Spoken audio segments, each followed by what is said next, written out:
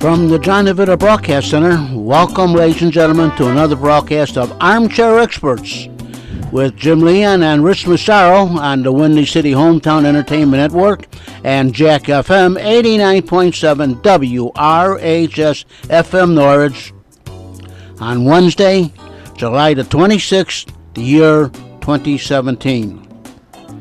And now, here they are, all perked up and ready to roll. Jim and Rich. You perked?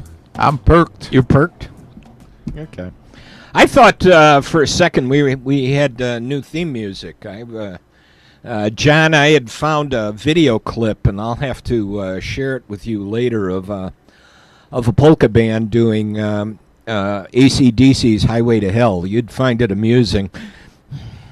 I also have a banjo band, Hayseed Dixie, doing "Walk This Way." I saw that you had mentioned that. Yeah. Yeah, and when you would, I liked and shared your polka band "Highway to Hell" version. Oh yeah.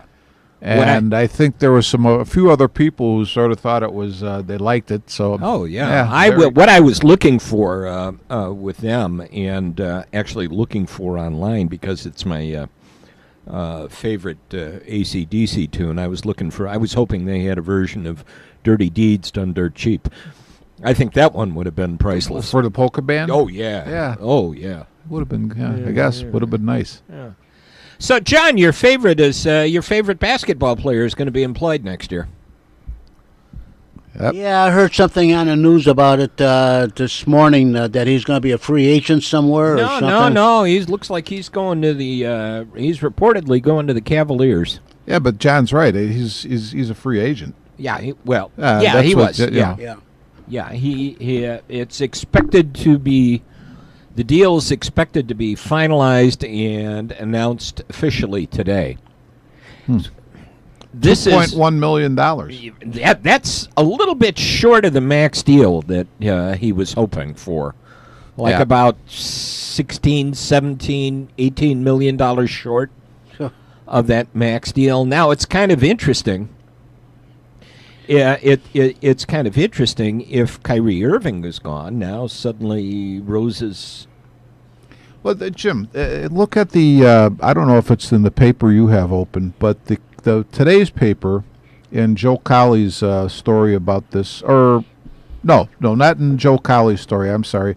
I think where you have it open, where it's got all the different things. Yeah.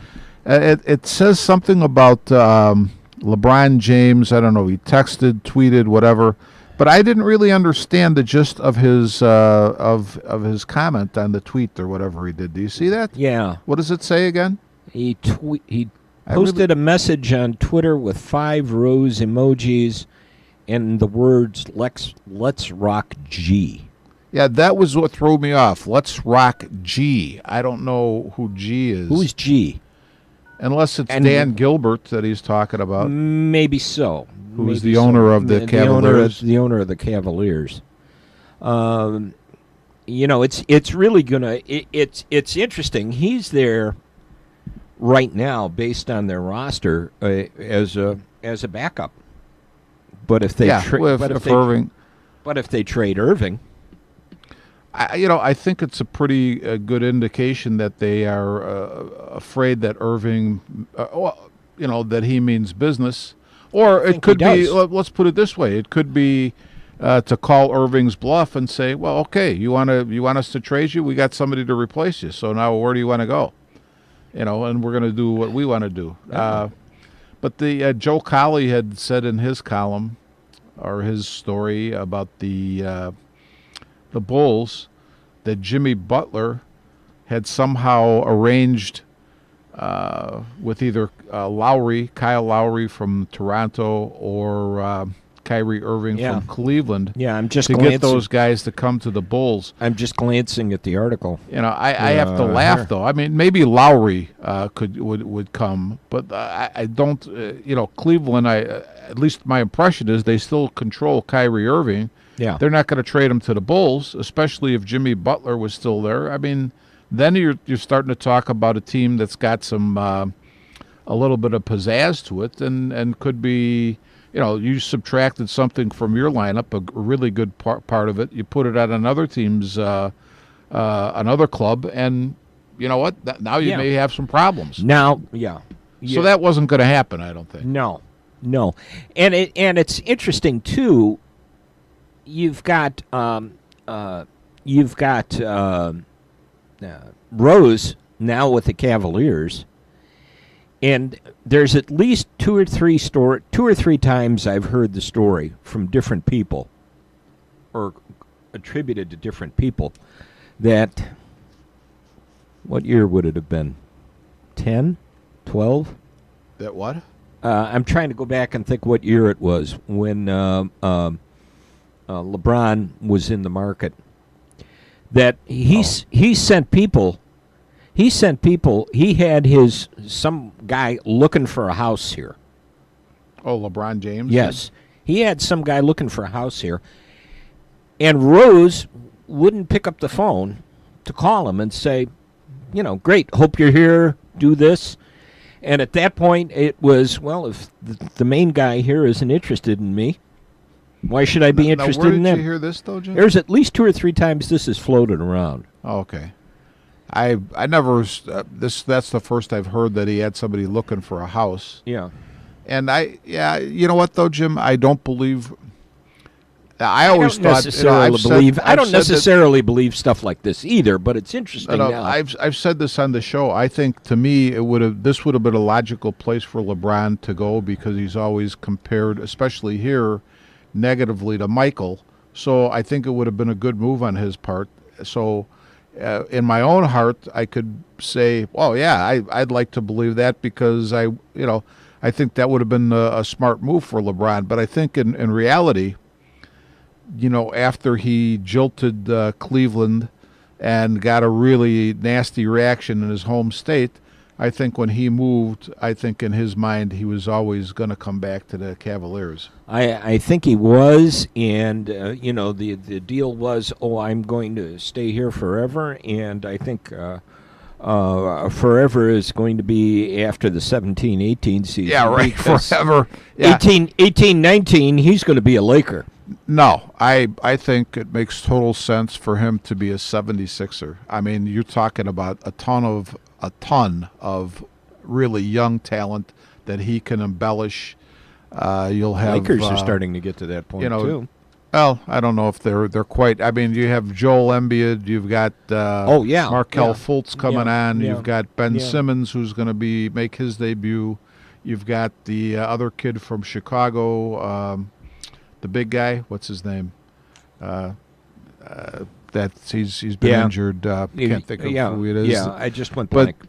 That's wait a minute. I always get. Is that Jabari Parker there? No, Jabari Parker's in Milwaukee. Milwaukee. I can't think of. But at any rate, you got a ton of young talent, and a guy like I think LeBron is heading to Philly. To be honest with you, that's an interesting. It would be a good match. It would be a good great fit. Match. It would be a good fit because I think you're going to have. I think you're going to have a tremendous. You're going to have a tremendous imbalance of talent next year when you look at Golden State. Well, when you look at the East versus the West. You may have trouble with 48 wins getting into the playoffs out of the West next year. But, you go into the East, you could win 35, 36, 37 games and liable to make the playoffs. Yeah. Yeah. But no, that's an interesting thought. I think that's because a real interesting Jim, thought. LeBron is a very good facilitator, even though he's a superstar. And now you're talking about he's getting towards his mid-30s. He's still got a good game, but if he's got, I think on the Lakers, he would have to carry a heavy load, which he may or may not be able to do at that point in time.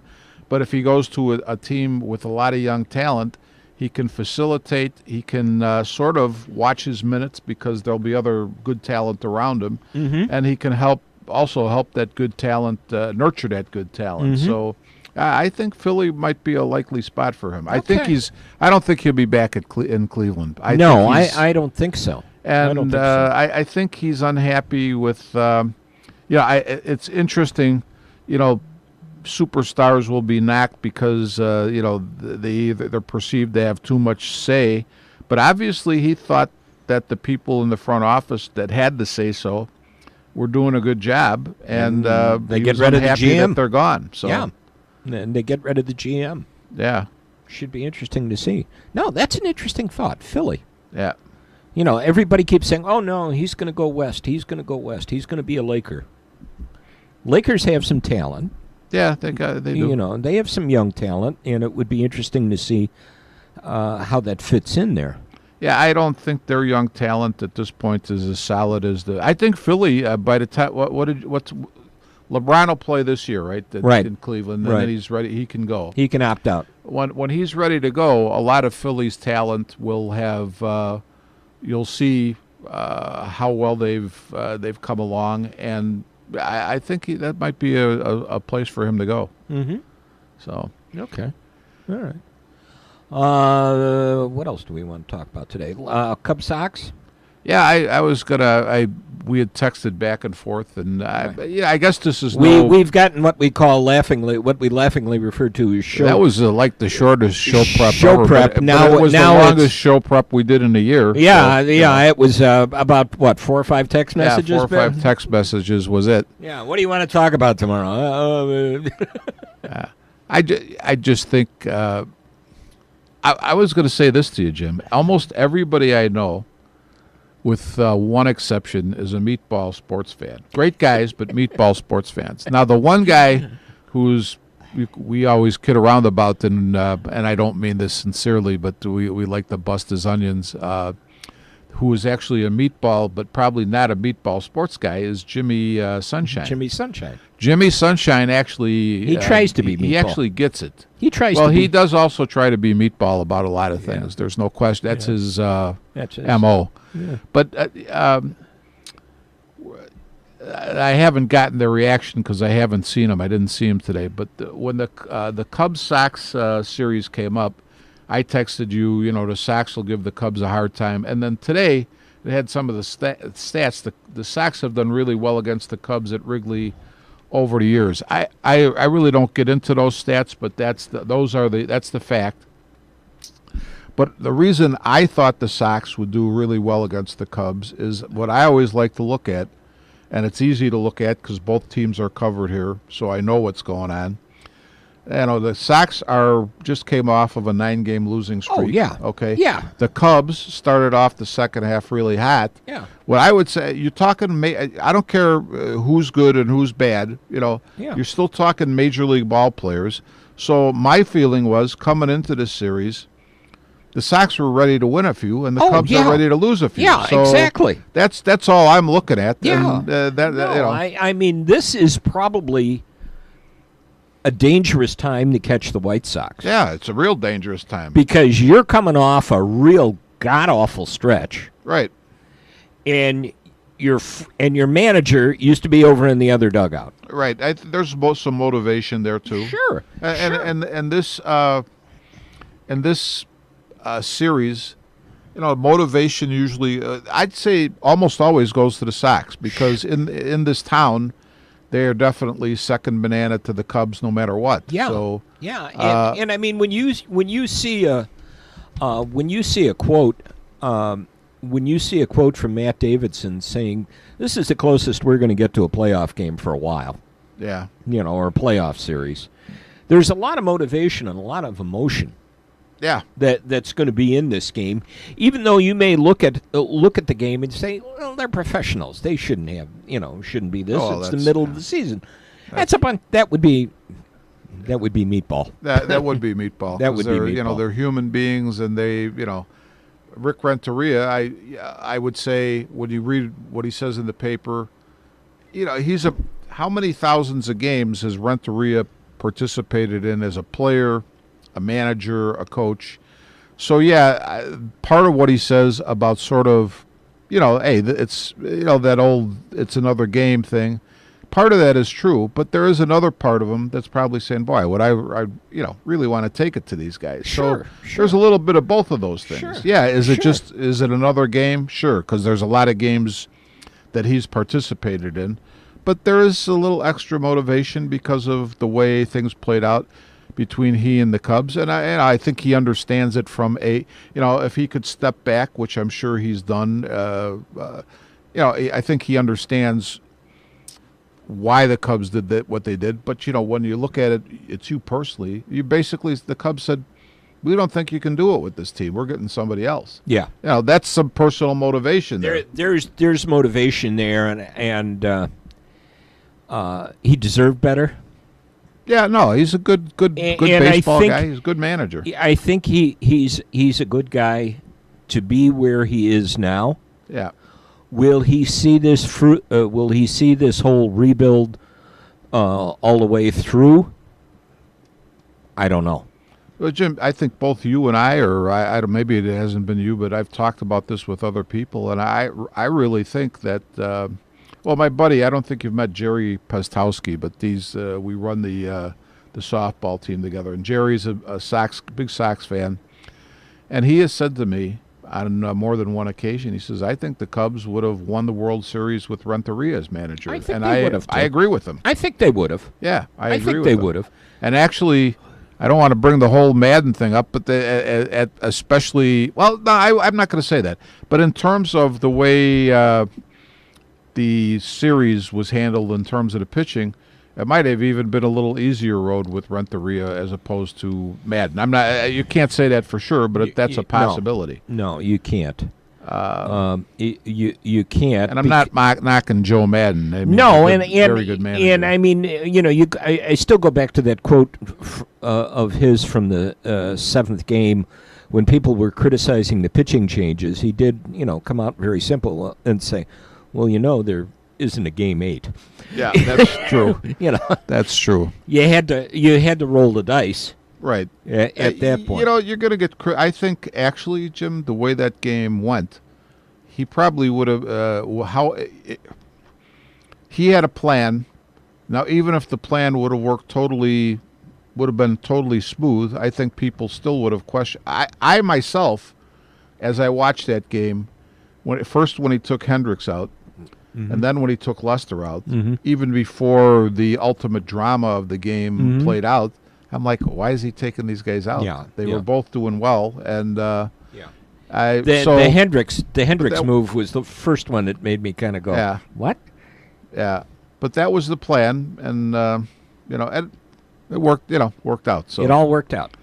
But I think there's. I have to ask you: have you seen Moncada play at all? I have not. I'm just glancing at his stat line. I see he's 2 for 18 since he came up, and I told you I laughed at the wits on Twitter. Yeah, that's the greatest line drive I've ever seen. The greatest line drive. Oh man, what a walk! Well, I saw him play on Friday's game with the Royals, and he had a nice game. He knocked in 3 runs. What I liked, I saw hustled, sprinted down to first on a ground ball in the infield. Which I know that hustle's not considered a skill, but it actually is. But the other thing I liked is he took an outside pitch and stroked it really well to left, and ended up knocking in a couple runs with an extra base hit. And a young player, I think a lot of times the tendency is you maybe want to pull the ball because you think that's your strength. The fact that he went opposite field, I liked, and it just looks like he'll be a solid player. I know that he struck out 4 times yesterday in addition to getting a hit. But today, maybe in another era, striking out that many times they'd be really looking at you with the fisheye. But in today's era, striking out doesn't seem to be that type of curse. No. Good licks. Looked at his pitches. Yeah, well, they like that. They got to go deep in the count. Deep in the count. Took a lot of pitches. Looked at him good. Looked at him. Yeah. Hey. That's right, You Jim. struck out, for God's He sake. struck out. We don't care how many pitches he took. Yeah. It was such an interesting trade because if you looked at it from both sides, the Cubs acquired a pitcher at a reasonable price Right. in this market Right. that they can control until 2020, through the 2020 season. Right. The Sox got a bunch of players that the clock won't tick until they bring them up. Right. I think it was just a great trade on both sides and well thought out. You know what, Jim? What's interesting? I'm thinking. Even though they gave up. Yeah, no, they gave up a lot, but I Yeah. think what they did is was smart. And here's I'm thinking as I'm pulling up. They've been talking now about the two names that have been mentioned as a possible backup catcher is Alex Avila and Jonathan Lucroy. And I'm not sure Jonathan Lucroy is just a guy that the papers threw in. Alex Avila sounds more reasonable to me. But here's my point about mentioning those two guys. Lucroy is not really a. Well, Go ahead. You're talking about a better offensive guy. So Yeah. that's the sexy thing for the Yeah. Raiders. But what I was going to say, though, is I started to think what makes more sense. And what made more sense is, to me, is Avila. But let me hook that in with the trade, because when you think about this Quintana trade, it was actually one of the most obvious things, but the writers, because of the history of the Cubs and Sox, didn't see it coming. I'm not saying I saw it coming, because I didn't. But when you look at it, as you just pointed out, the thing makes perfect sense for both sides. And, but nobody really saw it coming. The press was taken by surprise. No, nobody. This was one that nobody expected. Yeah. But it was a totally logical move. Absolutely. The Cubs, I don't know, numerous times over the past months, either Epstein or Hoyer has said in the papers, we're looking not just for pitching, but we're looking for controllable pitching. So we're not just looking for the short-term fix. We're looking for something beyond that. And that's exactly what they got. Yeah. And other than Quintana, who the heck is out there that is in that situation? I mean, the price is right. They have control of them for how many more years, to 2020, is it? Through 2020. So, pretty logical from the Cubs' point of view, I would say, and also from the Sox. I was trying to. What are you looking for? I was trying to get my trade rumors. Yeah, I was trying to look at my tablet and get that, and I got a new phone, and I thought I coordinated the hotspot network on my phone to the. Well, think about this, Jim. I mean, on our own, who say if Alex Avila is the logical choice for the Cubs? The price is not going to be high, but you have to look at it. What is Detroit looking for? What would they want? And I don't think it's going to be a major league player, because Alex Avila is not going to, unless it's somebody really, totally on the fringe. Because to be honest, Alex Avila, this is probably, if not his last year, then one of his last years. So the price shouldn't be that high. So what John would it Lackey? be? Huh? John Lackey? No, that's way too high. Way too high. Way too high. Guy getting near the end of his career. Yeah, but you're going to need Lackey for the. There's no way Lackey is leaving the starting rotation, and there's no way that the Cubs are going to replace him with anybody. Yeah. I mean, you need that veteran guy with that attitude in there, and they don't have that guy available to them. He's pitching today, and he's pitching against Rodon, who has been alternately brilliant and horrible. Well, that's Rodon's whole deal. I mean, the Sox. There's another thing. I mean, in today's article, in the notes section, Zach Birdie is having season-ending surgery, and another guy who maybe is being brought along too fast. I mean, jumped right into the AAA mix. And he's a first-year player. I mean, come on, this is the Sox. If the one thing I'm going to knock is the way they handle their young, especially their young pitchers. Rodon was rushed up to the majors. Carson Fulmer was rushed up a little bit. Way too fast. Rodon obviously is still a work in progress.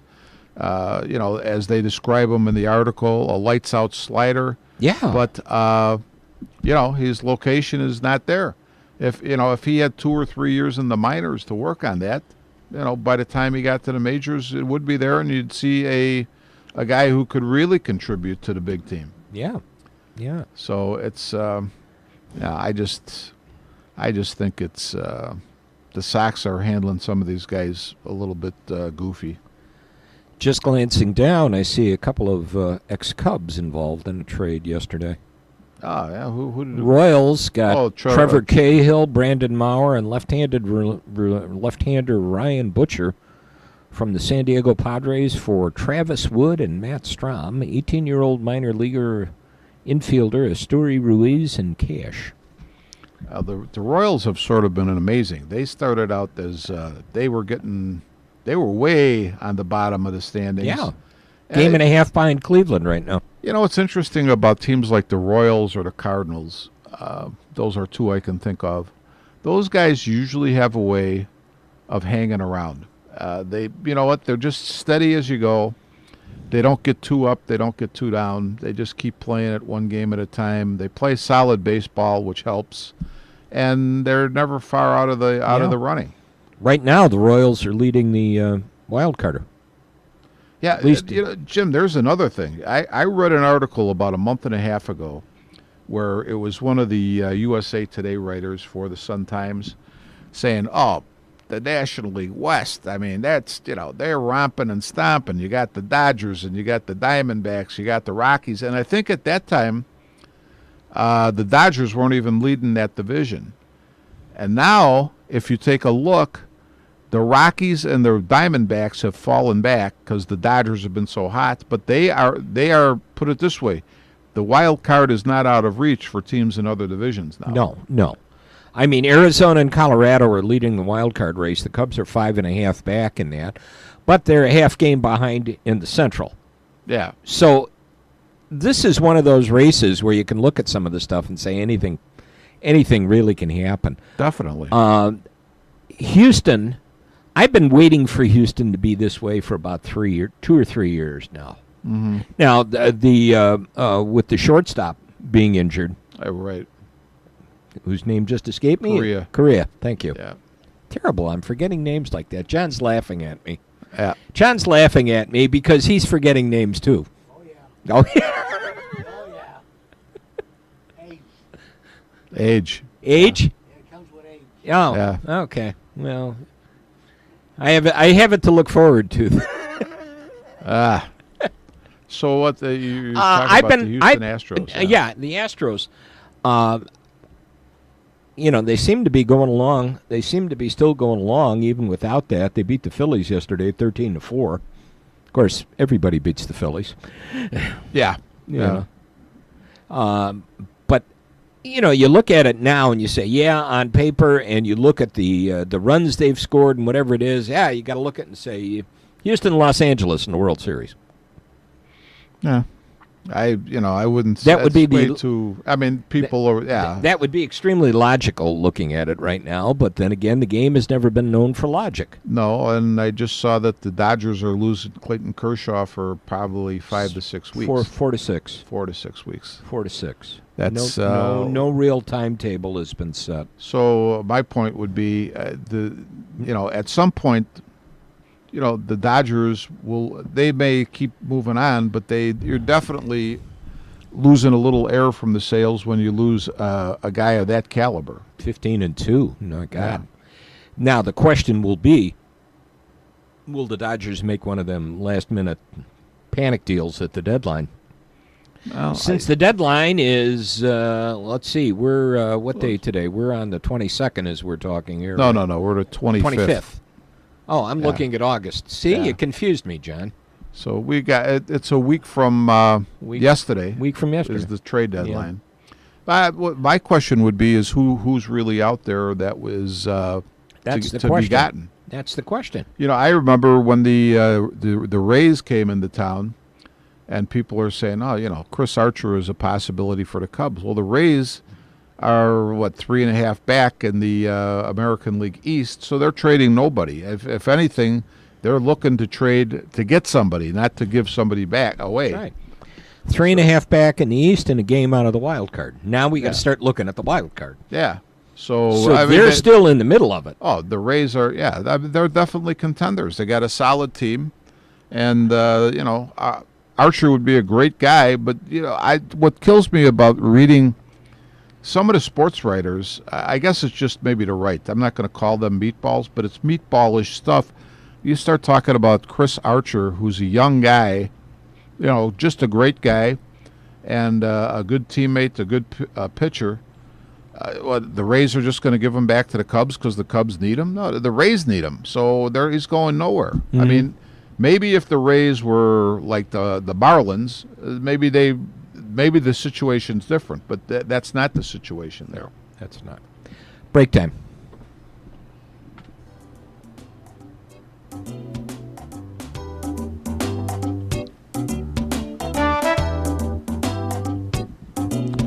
You're listening to Armchair Experts from the John DeVita Broadcast Center on Jack FM, 89.7 WRHS FM Norge, and the Windy City Hometown Entertainment Network on Wednesday, July the 26th, the year 2017, with Jim Leon and Rich Massaro.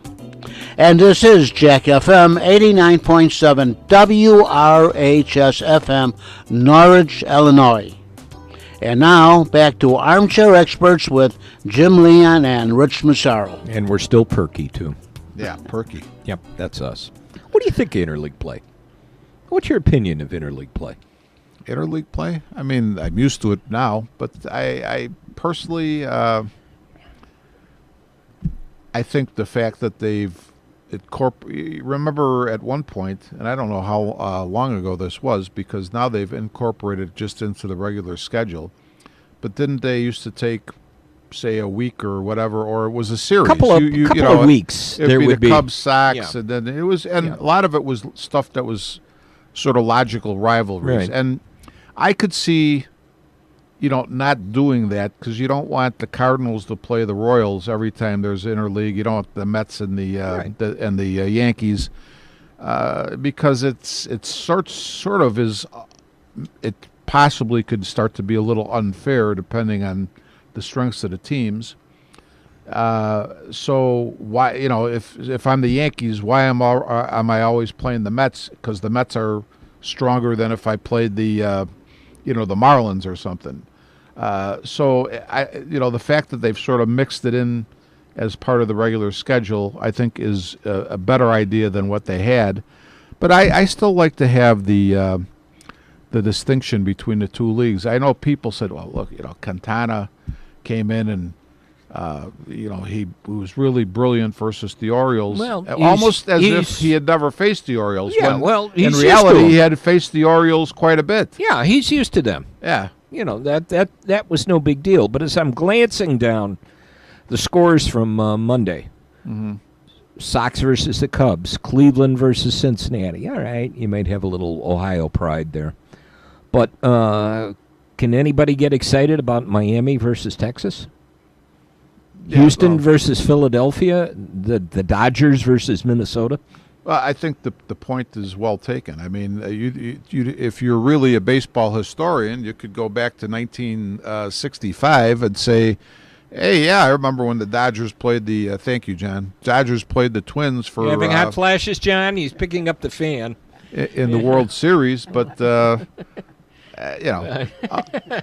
wow, Hey. John is getting a little active over here. I don't know. I don't know what's hey, what the hell? What's in this coffee, John? Yeah. Oh, I can't tell you. Oh, okay. When we get off the air, I'll tell you. All right. All right. But yeah, you're right. I mean, most of them are meaningless in terms of any type of rivalry. If we had Stat Boy here, he'd be I'd be cringing. he'd be frothing at the mouth because he hates it. He hates it. He's hated it from day one. I mean, I don't hate it, but I'm used to it now. That's the way. Did anybody have you ever seen 16-inch softball played with a glove? No. Okay, I was at the 16-inch Nationals about 3 years ago. Oh, yes, I have, on TV. Okay. Yeah. And Dwayne Dow, who I remember didn't even Dwayne know Dow. was still alive, Oh, came my out, God. and he was reporting for some, I think it was a small TV, I think there was a TV station, because he saw me sitting there in an easy chair, and he came up and he says, "Oh, what do you think about this, playing softball with the gloves and this and that?" And the reaction he wanted, because he saw the gray hair and everything, was that, I think it stinks. And I said, "You know what?" I said, "Honestly, I've been in the game for a lot of years." And I said, I understand where people say, the game's supposed to be played without a glove. But, this changes things up a little bit for the Nationals. And there was a reason for it happening at one point in time. So, I'm used to it. And I'm only telling that story because I feel the same way about what you're talking about with baseball. I've gotten used to it. I mean, if I really sat down and thought about it, or my gut reaction as you're talking about stat boys is, yeah, I mean, if I was in charge, I'd say, yeah, keep the league separate. No doubt about it. But, but at this point, I'm used to it. And two things that would make him foam at the mouth is interleague play and the designated hitter. Well, you know what I like about the designated hitter is that have it be an American League thing, and have the National League play the way baseball initially was played. And I don't see any. I don't mind seeing a distinction between the leagues. There always has been a distinction between the leagues, for various reasons. Whether it was the umpires' equipment and how they called balls and strikes, which. Boy, now that I got into that, I don't want to spend time to elaborate on it. Yeah, I remember when the American League umpires used to wear the outside chest protector. Well, and that was, and there was a definite, among baseball fans, real baseball fans who got into this stuff, there was a definite conversation of, the American League strike zone was different because of the outside protector as opposed to the National League umpires wearing the inside protector. Supposedly, and who knows if that was right, but it was conversation, was the American League strike zone was higher because the umpire didn't get as good a view of the lower part of the strike zone because he was looking over the protector. Right. So, there's always been distinctions in the leagues, and I would like to see that remain so, but, I mean, there are strictly, in my opinion, business reasons for the interleague play, and so we have it. Mm-hmm. I'll be interested to see if, since there has been some talk about expansion. There has been. I didn't know that. Where the heck are they going to expand to? Puerto Rico? Rico? Talking about maybe going back into Montreal. Oh, I'd like to see that. And one other team to get the two leagues in balance. Okay. And any cities being floated out there? I mean, what's left? Oh gosh, Albuquerque? I don't know. Arlington Heights, Sacramento. Yeah, right. A third team in Chicago. You know what would be? Vegas, Honolulu. Vegas. Maybe they'd even start talking then about Mexico City. Well, see that actually, if and I don't know what the travel would entail, but I don't think it would be that bad. In fact, probably I've never been to Mexico City, and it's probably not that long of a flight for most of those teams, any longer than any other place. That would be, to me, one of the most logical things. But what I don't like about that, Jim, is the same thing. The way the minor leagues were basically destroyed by baseball expansion, moving into minor league cities like Denver and whatnot, Los Angeles, and I think I exclude Los Angeles. The baseball had to move west. Yeah, but when you start, and you had to move two teams. Yeah, you couldn't just move one. So right. I'm going to exclude that. But when you take good cities like Denver, Miami was actually a single A city. Houston was might have been a double A. I don't think it was a triple A city. I've looked at the Baseball Reference. I've been kind of poking around lately, looking at minor league things, and going back when you mentioned Los Angeles, there was a period of time when for about 5 years the Pacific Coast League was not actually affiliated as to whether it was AAA, AA, or whatever.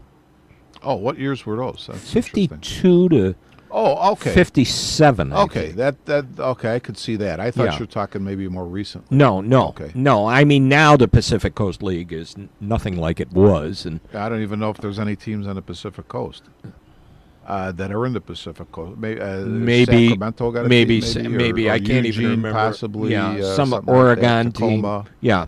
So there probably are some. Yeah. What I was going to say is what I don't like is when you have, the Mexican League has been established for years and years and years, and now you start to encroach on their territory in the name of, expansion or Name of making business. the game more international, which it already is. I'm not really sure I like that much. Because I think Mexico City may have. At least they used to have two of Mexican League teams. I don't know if they still I think do. they did at one time. I don't know. I haven't Yeah. looked that's around a at huge that. city. How Yeah. big is Mexico City? 8 million? 8 9 million, million? yeah. So, There would be the support there for it. it would definitely be the support. I mean, it would be. Put it this way: if there was no Mexican League, I'd say hands down that's the city. Mm-hmm. Because there are so many Hispanics in Major In the League Ball. game. It'd be a natural thing. Sure. Yeah. I'm just curious. Yeah, a couple of those thoughts just popped into my head, and I've been starting to just curious looking at some of the past histories of minor league teams. I haven't. Maybe at some point in time we'll get into that. That to me, those are really interesting things too. I would love to talk about some of those things, and I would love to look at some of the players that never really made it into the majors, and you wonder why. I was looking, and I can't think of the guy's name, and if I can't, I got to make sure I set Corky Withrow.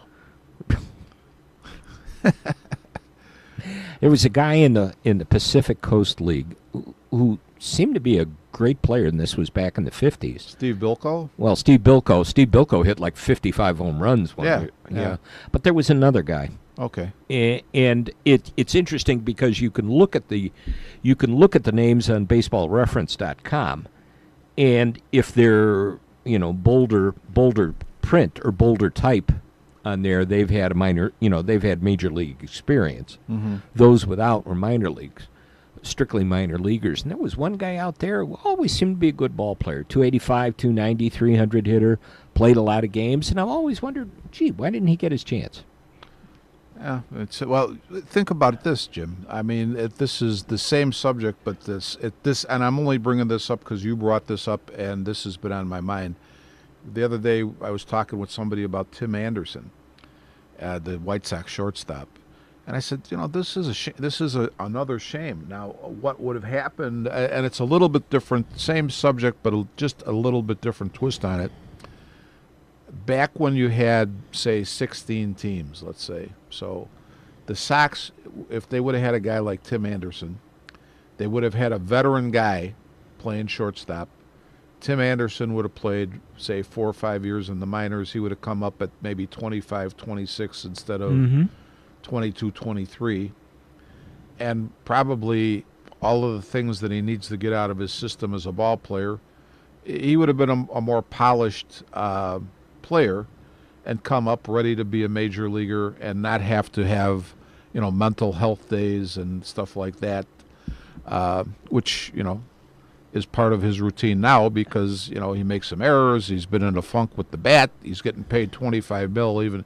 And I'm not knocking him, but they've put him in this position, which is not really a good position. It's unfair to a young from the terms of the experienced ball player. But to get to your point, I guess it makes me think: why would a certain guy not be coming up in the 50s in the Pacific Coast League, where the teams weren't affiliated with major league teams? I don't think at that point. And I've always read that it was a. They were. I think they had. They. It was not like they were a farm system, but they may have had an affiliation. A loose affiliation. A loose affiliation, because I was looking at Hollywood Stars were affiliated with the Pirates. Yeah, okay. You had Rocky Nelson was out there. yeah, Dick Stewart. Those guys. Bobby Bragan was still playing and also managed. Right.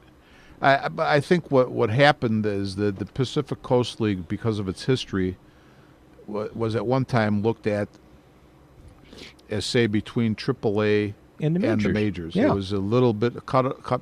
Yeah. And sometimes, depending on what the team situation was there, and I wish I had more knowledge of this, but what little I have gleaned from reading, maybe a player like the one you described said, you know what, I could make just as much money here on the Coast League and maybe be closer to home if it was close to home or whatever. I mean, your travel was a lot less. You know, Hollywood Stars, Los Angeles Angels, San Francisco Seals. Mm-hmm.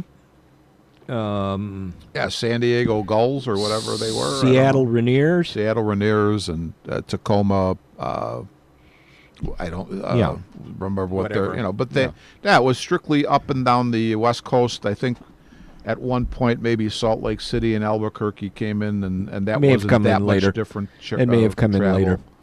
That may have come in later after they got affiliated. after the Giants and the Dodgers. Moved out to the coast in the 50s. Yes, but it was you're right. The travel wasn't super strenuous. You probably, depending on what your situation is, could maybe make as much as a lot of the big leaguers. So in that case, maybe it was a guy who just, hey, I don't really want to move. Yeah, it's possible. That's possible. So it'd be interesting to look into some of these guys and see. The other thing is, though, who are you behind? I mean, I remember the big knock on the Yankees. One of the big, because everybody knocked the Yankees, was guys that were buried in their farm system. I mean, because where were you going to go on the Yankees? Where you had certain guys who were going to be there for a long time. I mean, what would you do if you were a catcher on the Yankees? You had Yogi Berra, Elston Howard. Yeah. John Blanchard. John Blanchard. So where are you going to go? Yeah. You hope you get traded to Kansas City. Yeah. Then at least you play. Yeah. Even if it is a losing team. You wanted Jim. Yeah, you wanted I thought you had mentioned you wanted to talk about Bears training camp. Yeah, since training camp is starting this week, and I found the article that Patrick Finley wrote in today's paper. He's got the whole roster all laid out. He's got it all packed. Why are we bothering? Why do we need to go to camp? Season now? Yeah, let's just get started. I think overall, I don't know what it is about this team, but I have this feeling they're not going to be as bad as a lot of people think. I don't think they're going to be bad at all. I think they, I'm seeing anywhere from 6-10 to 9-7. Yeah, I wouldn't be surprised. I wouldn't be surprised if it was 9-7. No, I wouldn't be surprised at that at all. No. No, I think you're. I'll tell you what. I think Ryan Pace knows what he's doing. I think that.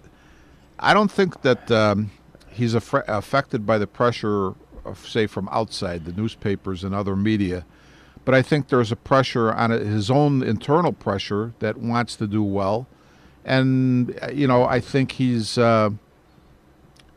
making a lot of moves. He's throwing a lot of things at a lot of different positions. And you know what? Some of it's not going to work out, but some of it is. And, let's say take the wide receivers core. You bring in Marcus Wheaton, who's had some good moments, and then, he's been hurt quite a bit. But if he's healthy, he's a speed guy. He may really help your receiving core. Mm-hmm. You got Cam Meredith, who looks like, based on what we saw last year, solid receiver. Mm-hmm. A lot of people.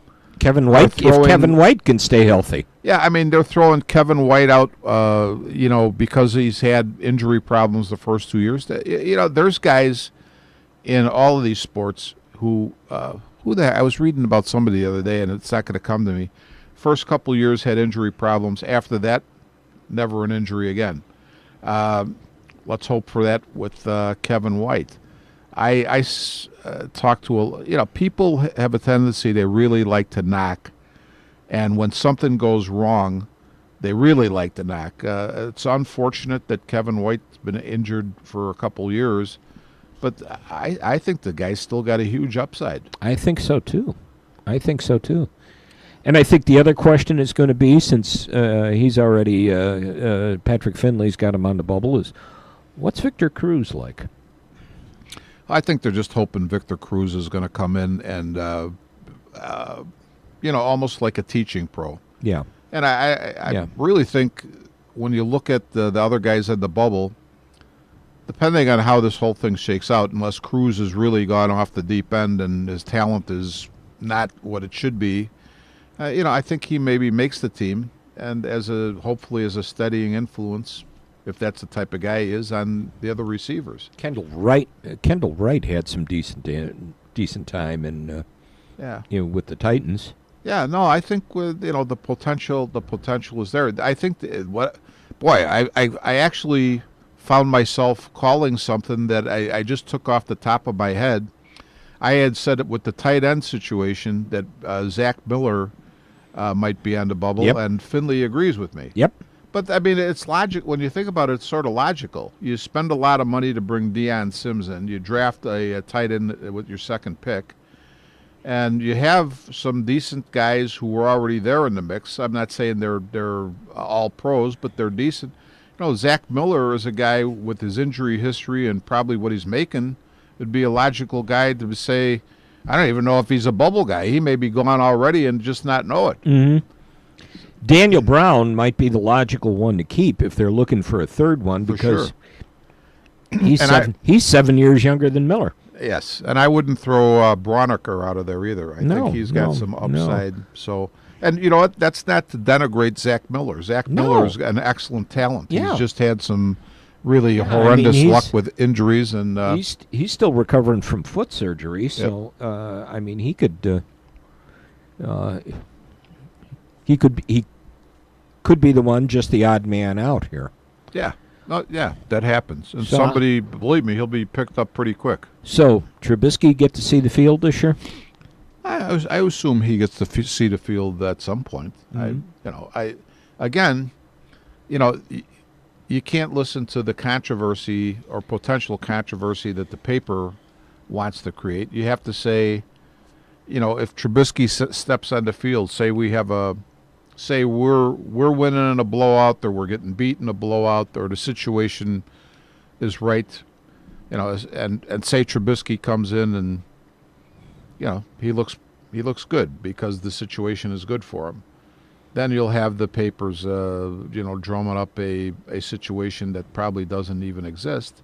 But yeah, I think he sees the field at some point. Okay. I'd say Sanchez is he's the backup.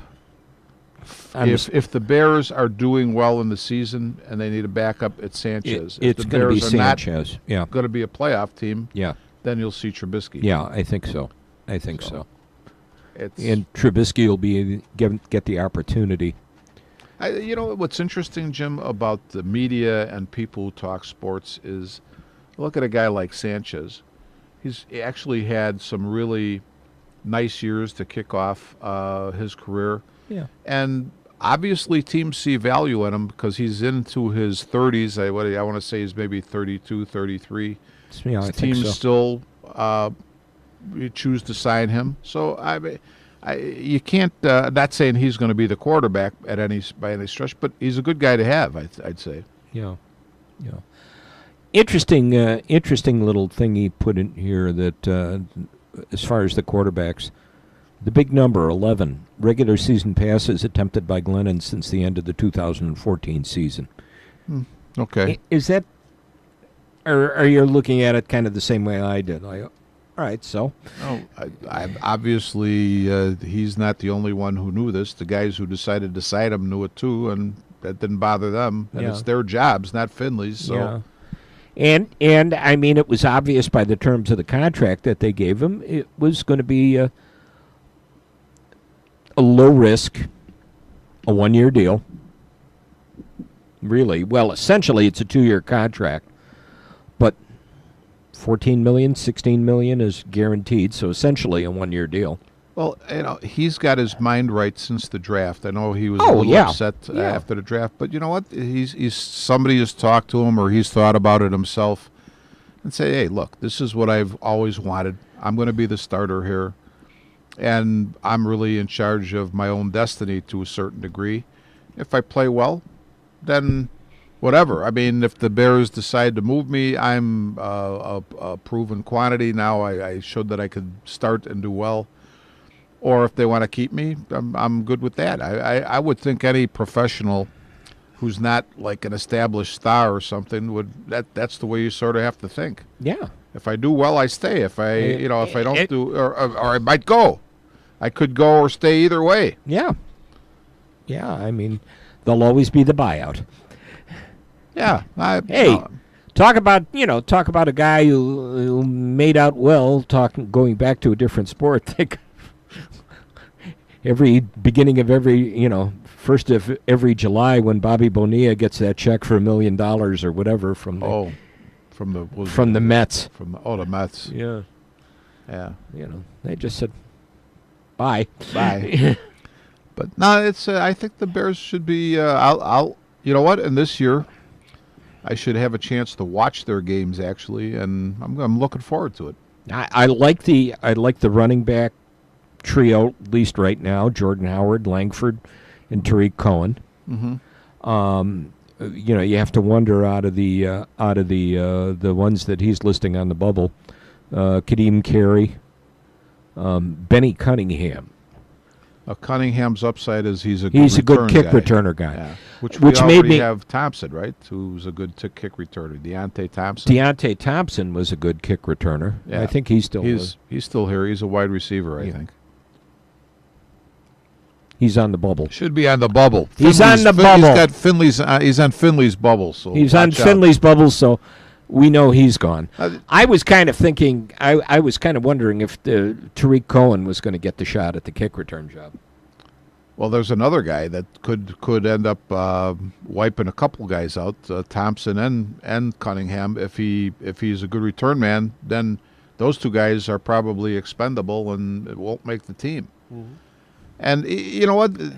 It's the interesting thing about trying to add something like this up. If a guy like that does have the ability to return a kick, then if you like another receiver as a receiver, and you don't have to have a receiver, say, as your return man, that opens up another spot in that receiving corps, say, potentially. Yeah. So, or it opens up a spot for a running back other than Cunningham. Yeah. Now, I noticed what he doesn't list here is I know the Bears signed a couple of fullbacks as well. And I don't know if they just signed them just because, they needed 90 players in camp or if they actually have a shot at making the team, but he doesn't list them in any way, shape, or form.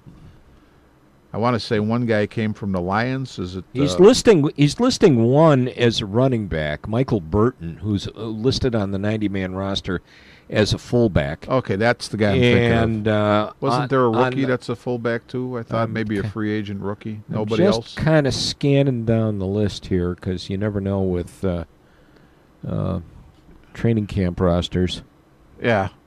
Well, if there's not another one, there's not another. I'm just kind of scanning the roster, and I don't see anybody else listed at strictly at fullback. Well, the way I'm curious about that because the way sometimes the teams line up, they will use an extra tight end in that spot, but sometimes they like to use a guy who's a back as well. So we'll see how it comes up. Yeah, interesting. And I see also everybody's favorite grindy white guy, Daniel Braverman, is on the bubble. Yeah, Daniel Braverman. We'll see. Maybe they got to throw him a pass or two to see if he can do something. But yeah, he's. You talk about your guy. The example you used about the guy who was on the West Coast. Daniel Braverman might be in that situation. There's a guy who can, he can catch, but maybe just doesn't have the elite speed that they're looking for in a wide receiver. And he's a guy. There's another thing with a guy that's the type of thing you're talking about with going back to the minor league baseball thing. Yeah. Some of these guys are niche guys, and if you get like a Howard Twilley, yeah, in the right place with the right coach, the right system at the right time, then you become well thought of. But if you're not in that situation, then you're cut and you're never heard from again. Yeah. I was just glancing at the defense, looking for some names or anything interesting here. Quentin Demps. Quentin Demps is the oldest player on the roster. On the team, yeah. 32 years old. Yeah. And if they get rid of Cravon LeBlanc, that sounds like a winery going out the door. Cravon LeBlanc. Yeah. That was my phone making noise, John. Yeah, John. John thought. I was wondering what John was wandering out of. I was wondering why you were wandering. The control room for a minute, and he had his headset on. I was waiting for him to pull the whole darn control board off, or the headset to go flying off his head. It was just my phone making noise, John. Yeah. You know what? It's not. What's the show that we always talk about? The guy who's with the It's not any paranormal phenomena or anything. That's right. We didn't switch genres here, John. It wasn't Trezak, so it wasn't Trezak about Trezak. is not here. It was all right. Yeah. Everything was good, John. I'm expecting somebody else to come in, so I thought they were calling for me. Oh, okay. Oh, okay. Oh, okay.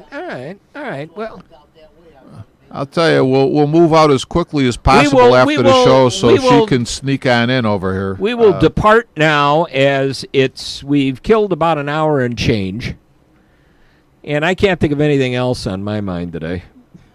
Give me a break. You always got something on your mind. Yeah. I got to ask you guys a question. The Hawks had their futures camp. Yeah. But then I saw, I don't watch Wingle, TV much. What I do catch is bits Wingles? and pieces. Did they have their Hawks? They had their Hawks convention convention this weekend, this past weekend. Okay, all right. I didn't watch the news, but there was some Twitter coverage, and Okay. people were all excited, and Yeah. players making their entrance. Yeah, because that's what I saw, a clip of, Kane, Taves coming in. Yeah. And I thought, geez, I knew they had futures camp, but I didn't hear, And- I didn't see and anything in the paper about the convention. No, and there was a kid in the futures camp, and I wish I would have retweeted that out, because it would I think it would have showed up on my Facebook page. And doggone it, I can't think of his name, but he took the puck at one end and went through 6 players and scored. Oh, yeah, I think I read about that. Yeah, I can't think of. I see all these things and I go, oh, I'll remember that. Yeah. Yeah, I can't remember who it was either, but I saw that and when we they mentioned that. And when we get these stretches where we have a couple of weeks, sometimes Yeah, I know it wasn't DeBrincat or anybody like that. No, it was somebody that it hasn't got as much publicity. But yeah, no, I looked saw at that too. and I went, wow, Yeah, nice moves. All right, John, I think we'll get out of here. We'll get out of here, John. Yeah, sure. Yeah. You look like you're going, all right, are you guys done? No, never. John never does that. But John never. I think that he didn't say if his next visitor was a male or female. So if it's a female, we best be leaving. We best be moving on. Uh-oh. Look at John. He's looking. Hey, get out of here. Oh. What does it say? Oh, John. Oh, John Seconda's coming? The always popular John Seconda? Oh. I really didn't think there was actually a John Seconda until Jim told me he actually met him. Met him and had a nice conversation with him. Yeah. So met him and had a nice conversation. I thought you made him up, John, for a while. No, he is the mysterious, all-seeing, all-knowing, all-omniscient John Seconda. Besides, he buttered us up. He said he liked our show or something, or we were like Joe Pesci in the Goodfellas. We amused him. So we're funny. Funny how? Funny like a clown. Yeah, we amuse you. So all right. Well, we've amused ourselves at least for another hour and change. So let's move on out, and we'll come back again, I guess, in a week or two and try this nonsense once more time. All righty. And hopefully the traffic will be better, so I won't be so doggone angry when I get in here. Yeah. You calm down quick. I calmed down quick. It was nice that Don Figueroa was here, so we could chat a little bit beforehand. Yeah. Good to see the Don. All right. It was fun. We'll do it again in a couple of weeks. Until that time, we are Taillights.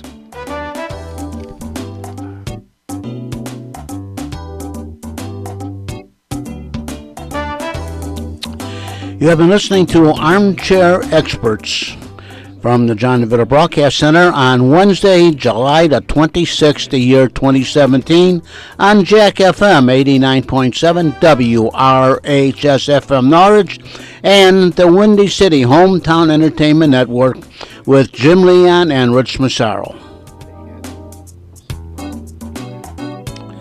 This broadcast was directed by John DeVito, and our special thanks to radio station manager Kevin Zefalik of WRHS FM Norwich and the executive producer of Windy City Hometown Entertainment Network, Mr. John Chiconda. This broadcast was pre-recorded on Tuesday, July the 25th, the year 2017. Until next time, please be safe and thanks for listening.